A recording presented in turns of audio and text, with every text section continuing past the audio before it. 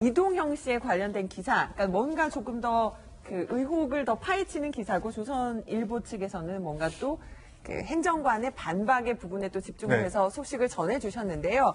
어제 저희가 그 잠시 언급을 해드렸지만은 이동형, 그러니까 이명박 전 대통령의 조카이자 이명박 전 대통령의 큰형의 이상희 씨의 아들이죠. 이동형 씨가 어제 검찰 조사를 받았죠. 새벽에 나오기도 했는데 먼저 오늘 새벽에 조사를 마치고 이동형 다스 부사장은 이렇게 얘기를 했습니다. 잠시 들어보시죠.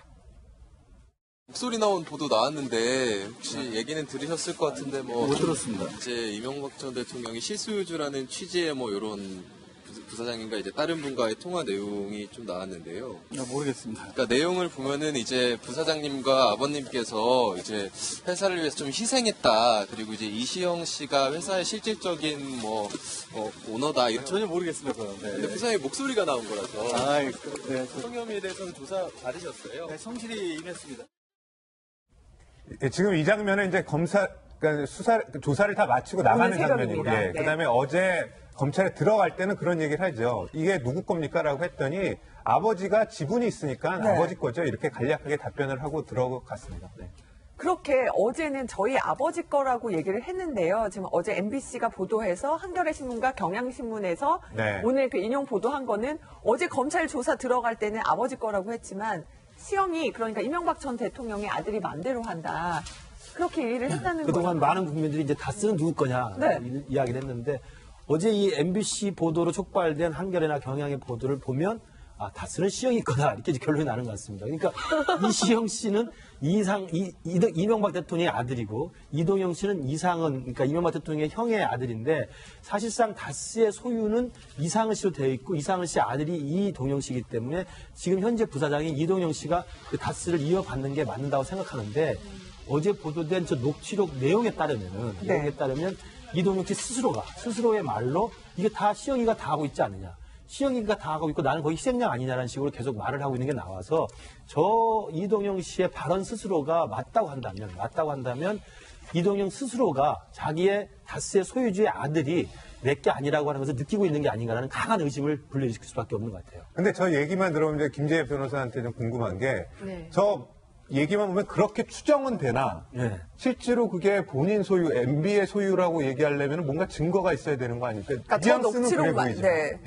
네, 하지만 그 회사 내에서의 어떤 권력 관계라는 것이 객관적인 증거로 입증되는 것이 가장 중요하긴 하겠지만 이제 그 회사 내부의 사람들이 누구를 정말 실제 소유자로 여기고 있는지도 상당히 좀 중요한 부분으로 보이고, 그다음에 그 회사와 거래를 하는 상대방이 역시 또 이 회사의 진정한 주인이니까 내 거래 상대방이 누군가를 인식했는가도 굉장히 좀 중요한 요소로 저는 판단될 수 있을 것이라고 보여요. 지분이나 이런 걸 봤으면 전혀 지분도 이제 바람직하지는 않지만 명의 신탁이 가능한 부분이기 때문에 실제로 그렇게 운영되는 회사는 굉장히 많죠. 그래서 법을 적용할 때는 실질적인 관계를 따져보고 이제 이 녹취록이 아무래도 이제 시발점이 돼서 녹취록을 근거로 해서 이 녹취록 내에 나오는 그런 상황을 좀 객관적인 증거를 찾아서 뒷받침하는 방향으로 그렇게 수사가 진행되지 않을까 싶습니다.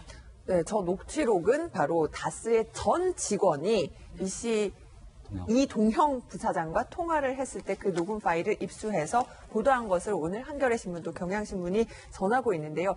이것과 이제 별개로 오늘 조선일보에 보면은 가장 지금 최근에 박명 차장이 조금 전에 설명을 했지만은 가회동 아주머니의 존재에 대해서 굉장히 이렇게 눈길을 끌었는데 바로 이 김희중 전 부속실장에게 이렇게 뭐라고 하신 저 제목의 주인공이 바로 가회동 장할매, 가회동 아주머니로 불렸던 분이죠. 그러니까 이분이 어떤 역할을 쭉 좀 해왔는지 박 차장이 좀 더 소개를 해주시면 좋을 것 같아요. 조금 전에 설명드렸는데요. 1970년대부터 계속 이제 지금도 계시나요?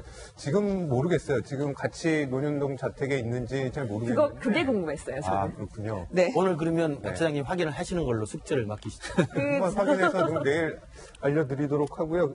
그러니까 하여튼간 각별한 사이긴 해요. 그러니까는 옛날서부터 결혼하기 전서부터 김영 여사가 이명박 전 대통령과 결혼하기 전서부터 도와줬던 분이었기 때문에 관계는 굉장히 오래됐고, 그래서 1997년에 이제 이명박 전 대통령이 국회의원이 됐을 때 그때 6급 비서관으로 이제 같이 일도 공식적으로 같이 하게 되죠. 그러고 나서 이제 청와대에서는 행정관으로 발탁이 돼서 이제 관저에서 같이 일을 좀 도와줬던 그런 분이고, 그러다 보니까 실제로 김희중 부속실장도 이명박 전 대통령하고 김영 여사하고 가까웠기 때문에 이 두 사람한테 뭔가 전달을 할 메시지나 물건이 있으면 전달을 그 가회동에 있는 장할매라는 그분, 그 행정관한테 전달을 하곤 했는데, 핵심은 그겁니다. 평상시에 이 행정관의 얘기는 평상시에 나를 인간 취급도 안 했는데 네가 그렇게 중요하다고 생각해서 10만 달러를 나한테 줬냐? 줬겠냐? 이렇게 지금 반문을 계속 하고 있는 건데, 기사의 말미에 약간 애매한 게 있어요. 네. 이게 사실관계가 조금 더 알아봐야 된다라는 식으로 좀 얘기가 있어서, 여기가 아직 정확한 사실관계는 확인되지 않았다 또 이렇게 돼 있어요, 네. 기사가. 그러다 보니까, 왜냐면 검찰에서 대질신문한 게 이렇게 상세히 나오는 것도 약간 좀 의아한데 어떻게 이게 나왔는지 모르겠으나 하여튼 이런 얘기들이 주고받고 있는 상황입니다. 네. 이 상황으로 보면 일단은 이명박 전 대통령을 향한 검찰의 칼끝이 한쪽은 불리한 방향, 한쪽은 유리한 방향으로 네. 나타난 거죠. 지금 한겨레 보도에 따르면 일단 다스 비자금과 다스 실소유 건에 관해서는 굉장히 불리한 새로운 사실이 확인된 거죠.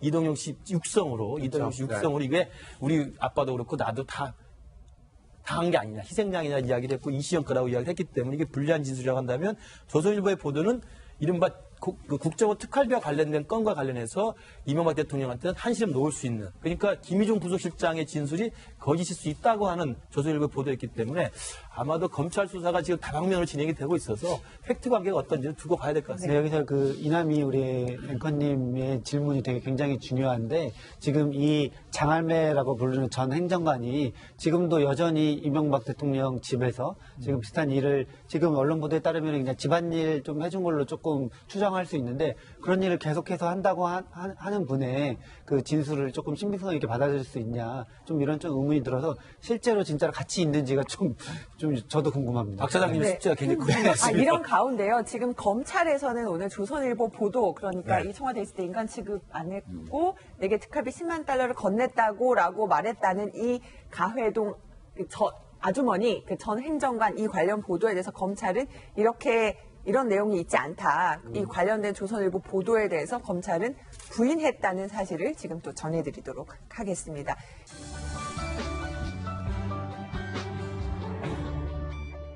네, 각 당의 셈법들을 이렇게 구상을 하고 있는데요.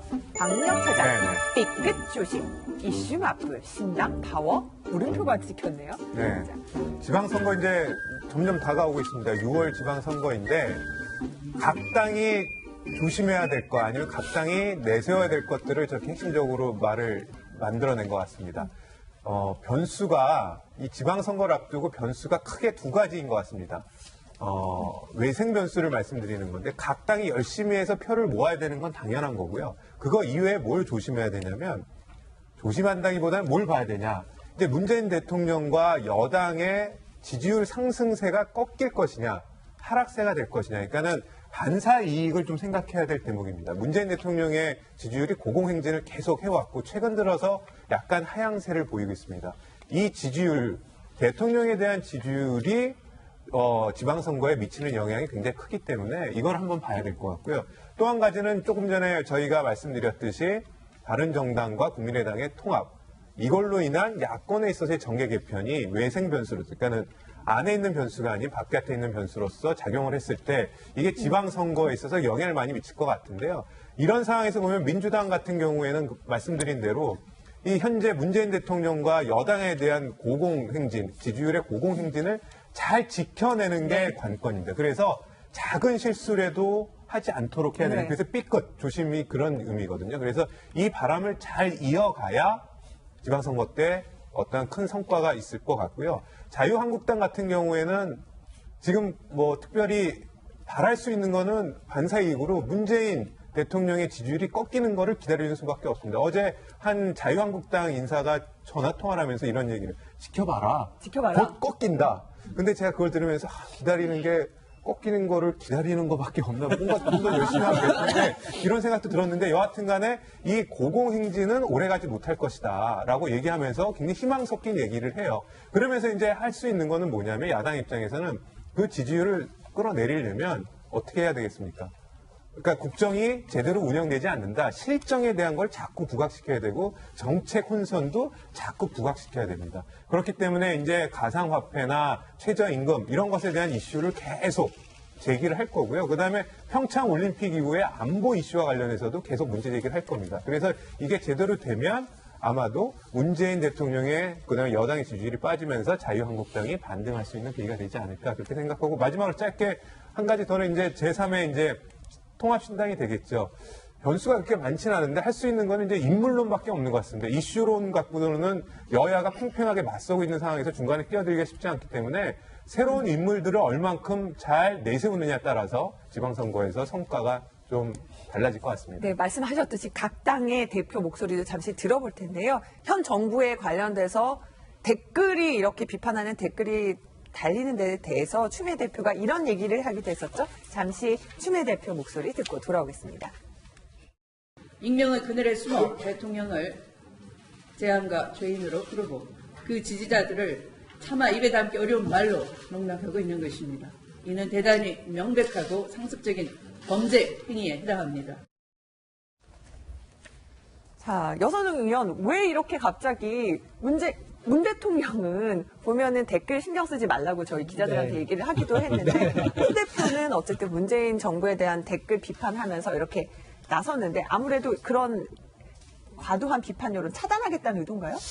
일단은 지금 현재 이제 인터넷 댓글에 좀 비중이 좀 늘어나긴 했어요. 정부 여당을 이제 좀 비판하는 이런 글들이 이제 글들이 늘어났는데 저희 같은 경우에는 예전에 이명박 박근혜 시절에 뭐 국가 권력이 이제 댓글을 달았던 이제 그런 트라우마가 있잖아요. 그래서 이러한 댓글들이 혹시나 이제 조직적인 것은 아닌지 이런 조금 의심의 눈초리가 조금 있는 거고요. 실제로 그게 이제 뭐 어떤 세력에 의해서 이렇게 좀 움직인다 이러한 무슨 이제 뭐 증거 영상들이 지금 많이 돌고 있거든요. 그것 때문에 이제 그것을 보고 이제 추미애 대표도 어쨌든 뭐 이 댓글에 대해서 그냥 놔두면 안 되겠다 좀 생각을 좀 하신 것 같습니다. 근데 이 댓글 문제는 모르겠어요. 뭐 어떤 뭐 음해한 세력들이 조직적으로 한다고 하지만 입장 바꿔놓고 생각하면 거의 비슷하거든요. 그렇기 때문에 저게 그렇게 민감하게 반응할 건 아닌 것 같고요. 네. 내로남불이라는 얘기가 많은 것 같은데 댓글에 있어서는 그냥 놔뒀으면 좋겠어요. 그걸 갖고 정치권이 나서서 뭐라고 이렇게 얘기를 하고 대통령마저도 담담하게 그냥 받아들여라는 얘기하고 있는데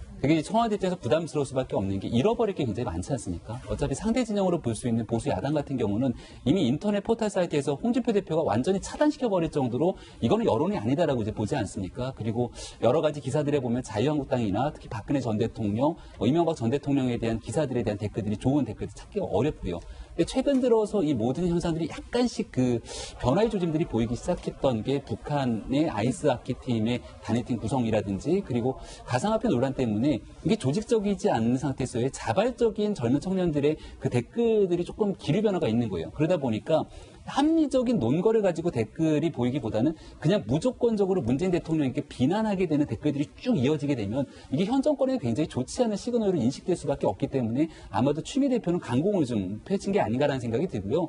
그런 차원에서 정확히 어느 정도 시점에서는 여야가 좀 타협에 이뤄갔고 실질적인 이 인터넷 댓글 문화라든지 이런 쪽에서 좀 더 긍정적으로 정치권에 너무 비하하지 않는 쪽으로 가도록 하는 노력들이 필요하다고 저는 생각합니다. 자.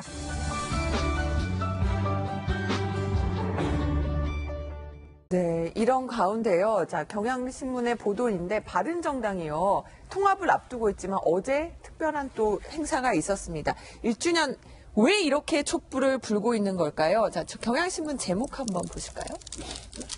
네, 죽음의 계곡에서 깃발만 나부낀 개혁 보수의 꿈이라는 제목을 달았는데 제목만 보면 무슨 소리인지 좀 어려운데. 그 설명을 잠시 뒤에 김병희 박사가 해주실 겁니다. 이렇게 축하 케이크를 불고 있는데 이게 유승민 대표의 생일이 아니라 네. 어제 바른정당이 창당한 지 1년이 되는 날입니다. 네. 그러니까 처음으로 맞는 창당 1주년이자 마지막 창당 1주년이죠. 왜냐하면 이제 곧 타협할 거니까. 그런 얘기가 네. 나오는데요. 여기에 대해서 굉장히 흥미로웠던 거는 어저께 이무리완 행진곡의 한 구절이 흘러나왔다는 겁니다. 동지는 간대 없고 깃발만 나부껴. 거기서 많이 들어본 얘기죠. 가사예요. 처음에 작년 이맘때 바른정당 창당할 때 사실 굉장히 기대감과 희망을 갖고 많은 의원들이 합류했는데 1차 탈당, 2차 탈당, 3차 탈당에 걸쳐서 주마등처럼 스쳐가는 인물들이 많이 보이는 겁니다. 어제 바른정당의 창당 1주년 기념식에 지난 1년의 영상들을 담아서 쭉 틀고 같이 감상을 했는데 끝나고 나서 말미에 유승민 대표가 이런 얘기를 합니다. 네. 여기 보다 보니까 영상이 있는데 지금 안 보이는 분들이 참 많이 있죠 네. 라고 얘기를 하게 되거든요. 그러면서 유승민 대표는 시간이 조금 더 지나고 나면 떠나갔던 분들이 다시 우리 정당을 기웃거릴 날이 올 거다라고 확신을 갖고 얘기를 하기도 했고요. 어제 저 자리에서 지금 자유한국당이 특히나 대구 지역 같은 경우에서 놓치면 당 문을 닫겠다고 하니까 우리 당은 대구에 더 집중하겠다 이런 얘기도 하기도 했는데 사실은 지방선거가 바른정당 입장에서는 마지막 승부수를 걸 수 있는 포인트인 겁니다. 그러니까 여기에서 한국당을 이겨낼 수 있을 정도의 지지율을 얻게 됐을 경우에는 한 번 더 총선을 앞두고 사람들이 기대감을 갖고 할 수 있는 건데 이번 지방선거의 통합에도 불구하고 국민들로부터 외면받게 되면은 말 그대로 정치 실험은 실패로 끝나는 터라 어저께 굉장히 비장한 각오의 모습들이 보였던 것 같습니다. 어제 비장한 각오로 이런 모습도 있었는데 잠시 보시겠습니다. 통합 기력신당 가자! 국민만 보고 가자! 이리만 보고 가자! 오늘 뭐 4강 가자 막 계속 가자 많이 나오는데 김구식 교수님 그런데요. 바른정당 행사에서 저는 이제 항상 그 임을 위한 행진곡이라는 노래는 늘 민주당이나 진보 성향의 정당들이 주로 부른 노래였는데 어제 바른정당 1주년 행사장인데 이렇게 동지들 간데 없고 이 노래가 나왔다는 것도 저는 그렇죠? 좀 임을 위한 행진곡은 사실은 이제 진보나 이제 이른바 개혁 진영의 대표적인 노래인데 그리고 또 사실은 지난 정부 때는 저걸 5.18 행사 때 쓰느냐 마느냐 갖고도 굉장히 논쟁이 많았지 않습니까? 이거 어제 바른정당 창당 1주년 기념식이 흘러나왔다는 건데 저는 물론 개혁보수를 자칭해서 나왔고 그다음에 과거에 33명으로 바른정당 시작할 때 보면 김무성 대표 같은 경우도 예전에 행사장에서 저 노래를 따라 부른 모습도 있었어요. 그러니까 저는 당시에 새누리당에서 나와서 개혁적 보수의 기치를 들고 새롭게 시작하겠다는 바른정당을 시작했던 분들의 대부분은 임을 위한 행진곡 정도를 충분히 공식 행사장에서 부를 수 있는 그런 마인드를 가지고 있는 분이라고 생각이 들고 그럼에도 불구하고 어제 저 노래가 나왔던 것은 저 노래를 바른정당 창당 기념식의 공식 노래로 하기보다는 가사 때문인 것 같습니다. 아까 우리 김병민 박사 이야기했습니다만 동지는 간데 없고 깃발만 나붙는다고 하는 그 가사가 어제 창당 1주년 기념식을 맞는 바른정당의 어떤 모습을 보여주는 것이어서 아마 그 노래 가사 때문에 틀지 않나 생각합니다. 그러니까 그 가사를 뽑아서 경향신부도 뭔가 이 바른정당 1주년에 대해서 조금은 냉소적인 듯한 죽음의 계곡에서 깃발만 나부낀 기억보수의 꿈. 저 제목만으로 본다면 33명으로 시작해서 지금 9명으로 남아있기 때문에 깃발만 나부끼고 있고요. 그리고 죽음의 계곡이라는 것은 아까 김병민 박사 이야기했습니다만 지방선거에서 살아남지 못하면 사실은 이제 사멸의 길로 갈 수밖에 없는 절대절명의 위기지 않습니까? 그런 의미에서 경향신문 제목을 뽑았는데 여전히 지금 국민들 시선에서는 민주당이 굉장히 앞서가는 상황에서 비판적이고 건설적인 견제 역할을 하는 야당의 존재가 필요한데 야당의 존재로서 과연 한국당을 우리가 믿고 마음을 줄 것이냐 아니면 새롭게 탄생하는 통합신당에 대해서 이제 새로운 야당의 희망을 걸 것이냐를 놓고 지금 국민들은 고심하고 있고 그 과정에서 지금 여론조사를 해보면 한국당을 앞서가는 결과도 많이 나오고 있어서 아마 통합된 이후에 안철수와 유승민 대표가 만들어야 되는 새로운 신당이 과연 야당 성향의 지지층들, 야당 성향의 어떤 유권자들의 마음을 담을 저수지를 과연 잘 만들어낼 수 있을지가 관건인 것 같습니다. 네, 이런 가운데 보면 바른정당이 어제 재미난 영상도 하나 공개했더라고요. 확실히 이제 정치권에서는 이제 스포츠에 관련된 이렇게 마케팅까지 좀 이어가는 것 같아요. 강력차장 보면은 바른정당이 이제 홍보를 위해서 그 1주년 관련된 영상이 나오는데, 이제는 저 컬리까지 하나요?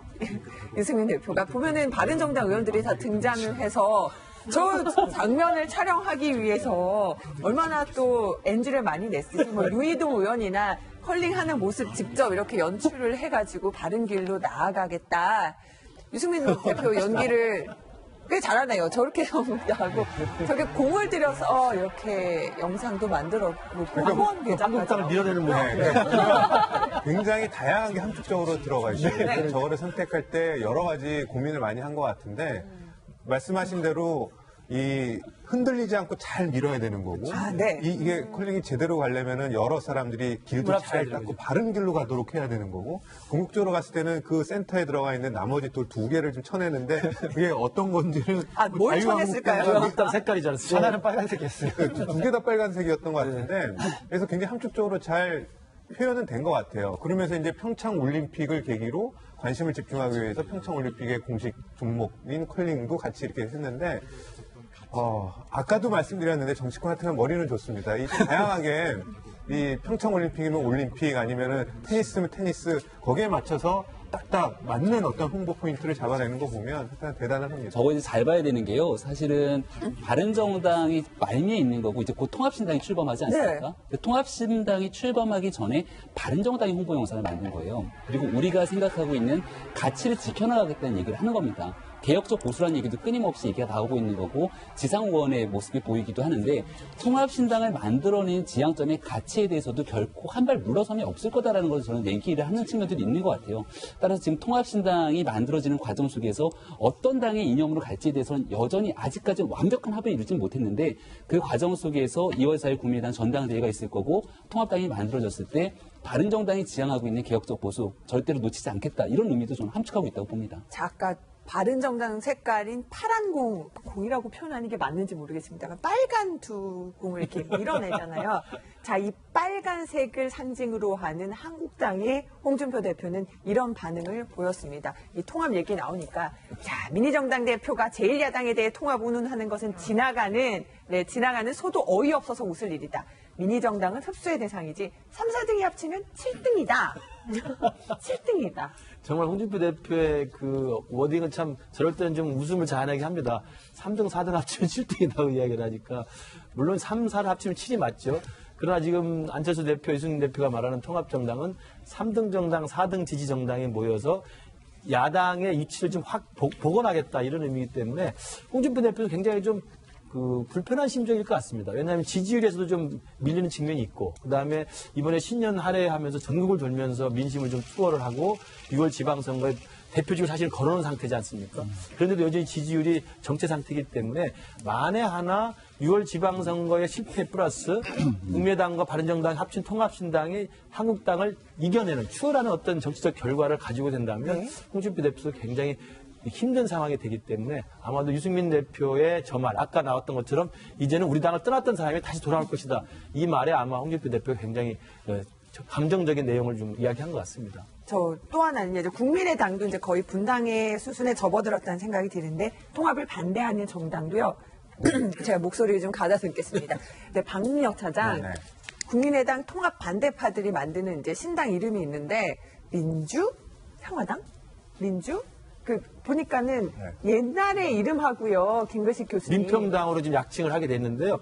민주평화당은 민평당으로 하다 보니까 일단 김대중 대통령이 그 당시에 평화민주당이라고 그래서 사실 야당 시절에 야당이 올곧은 야당 정신을 계승하겠다라는 의미에서 이제 평화민주당을 만들었던 것이고, 당시에 김영삼 대통령이 만들었던 통일민주당과 맞서서 사실은 그 정치적인 그 기싸움을 했던 거고요. 그렇기 때문에 민평당으로 만약에 약칭을 쓰면 호남에서는 적어도 평민당의 노란색 그 분위기를 좀 연출하는 효과가 있어서 평민당이 정말 생각이 나더라고요. 새롭게 한번 진출해 보겠다는 것이고, 아마도 이 민평당의 창당 발기 움직임도 굉장히 발빠르게 움직임이 진행되고 있습니다. 28일이면 창당 발기를 하게 돼 있고요. 내년 다음 달이죠. 2월 5일 날은 또 창당을 지금 공식한다는 이야기여서 이 국민의당 내에서 일단 통합 찬성파 반대파 사이는 일단은 돌아올 수 없는 다리를 일단 걷는 게 아닌가 싶습니다.